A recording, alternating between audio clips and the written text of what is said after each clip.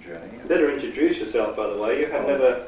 By the way, I'm Graeme Gilsenan from Australia. I mean, I lived there I was born there, and I spent very many happy years in Australia, and I'm what you call, I guess, an expat these days. I've been away now for about 23 years. I left in 1965.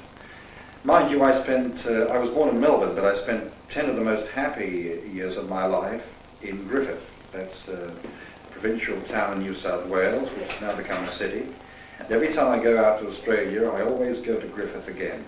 And I always think to myself of the nice times that I had when I lived in Griffith.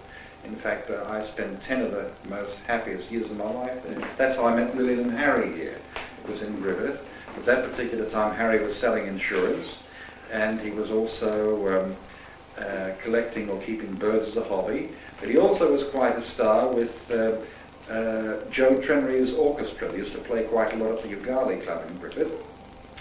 And Lillian I met because at that particular time I was introduced to the Anglican church choir as an organs, and I went there to worship, of course, every Sunday and sing in the choir with Lillian. And of course we also had the same interest in the theatre, and we belonged to the Griffith Dramatic Society, doing shows like Oklahoma, which Lillian produced, and also Mikado, which she also did.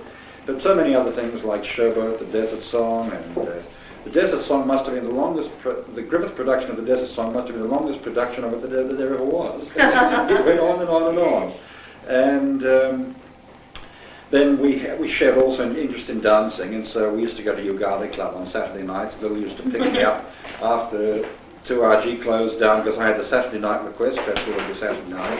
And we'd zoom out in a car to the Ugali Club. Harry would be already there playing with the orchestra, and it was always a good night.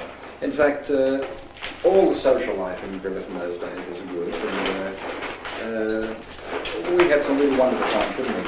I think so, we did. Yeah. I don't think that people really know how to enjoy themselves anymore.